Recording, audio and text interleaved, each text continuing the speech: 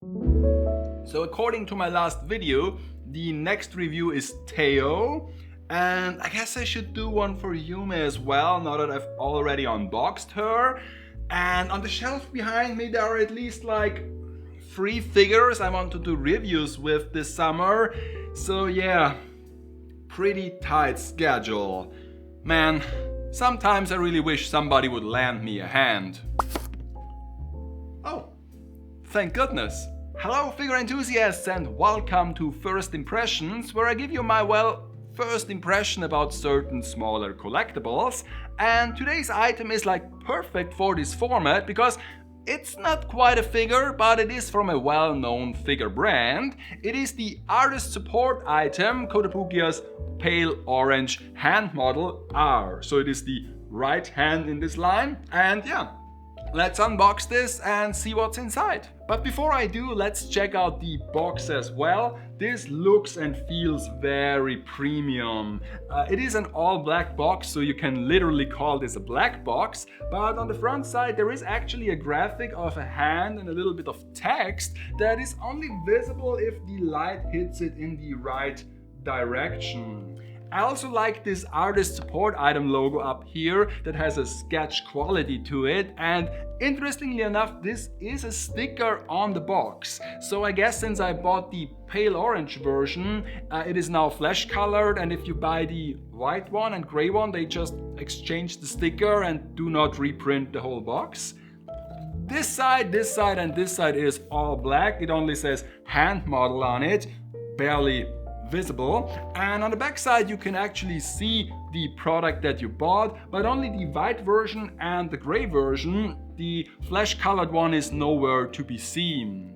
On the bottom here we have a few boxes with text, but the bulk of the legal information is on the bottom side of the box, and I think this should be standard for all figure boxes to have the back side as clean as possible and the necessary, but let's be real, unnecessary legal informations on the bottom side where it doesn't bother you as much. Okay, so let's unbox this. So this is the blister that is inside. It comes with a little pamphlet. I guess it shows you how to pose it, contrast it against the real hand.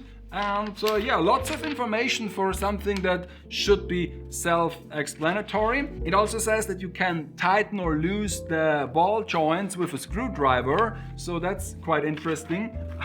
There is no screwdriver inside the hand, but I guess you have to have one on your own. So we have a layer of blister that comes with a stand and some support bars, and then we have the blister that contains the hand. And yeah, let's open this one.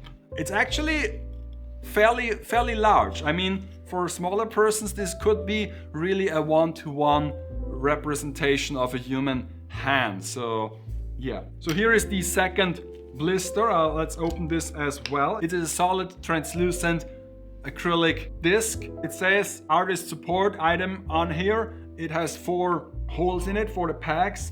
This feels very premium, and I'm sure I get this dirty with my hands. I got my fingerprints all over it, but yeah, this really feels premium. It's a good stand. They could have made this out of like cheap plastic, but this feels really nice.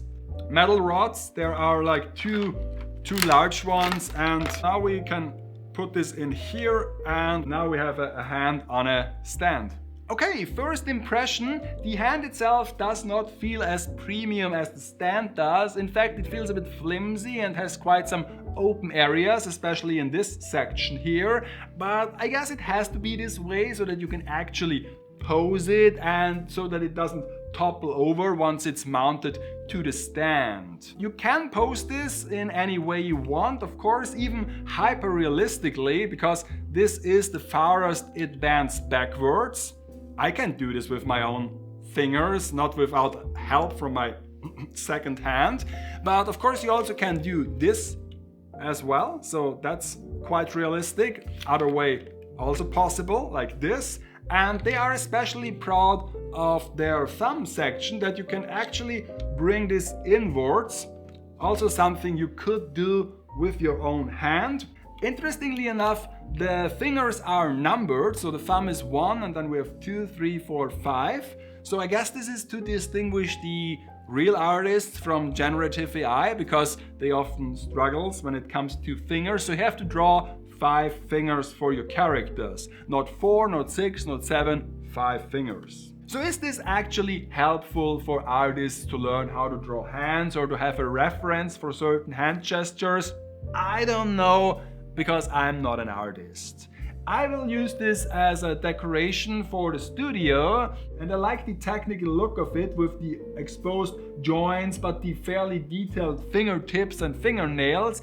But it also has a steep price of 12,000 yen MSRP. I paid a little bit about $100 for mine to have it shipped and with all the taxes. So as a decorational item, I know that there are wooden artist support hands out there that also feature some joints where you can play around with it for 1/10 of the price. So why even bother with this thing? I could have just bought a nice figure instead for that amount of money. Well, as I said, I want to use this as a decoration in the studio behind me, but then I found like 2 other ways that I might use this. First, of course, as a figure photographer, I can now finally do one of those popular motifs with the puppeteer hand, where you have a small ball-jointed figure and a human-sized hand dangling over her as a puppeteer. And then I might use this as a presentation tool in my figure reviews. Because until now, when there was a small part of a figure that comes loose and I wanted to show this to you, I just simply put a small amount of adhesive pad on the turntable and it looked a bit like awkward and it was a bit cumbersome. But now I can just simply use this plastic hand to show you other plastic parts. And I think this is a very unique and clean way of presentation. But then again, I actually found out during this review that it is quite hard to have it interact with items, because compared to a real hand, it does not provide any friction at all. The fingers are of course not squishy and it also has no clamp force. So I guess I still have to use adhesive tape, but at least I can hide it a bit better. And of course I can also use it as decoration in the studio, so keep an eye out for it in future videos. Speaking about future videos, like I said in the beginning, there soon will be a full review about this Uma Musume figure of Teo, and then I guess I can also do first impressions on this Lego bonsai tree that I've bought, because I think this too can be a good studio decoration. Until then, take care out there and keep having fun collecting. Bye bye!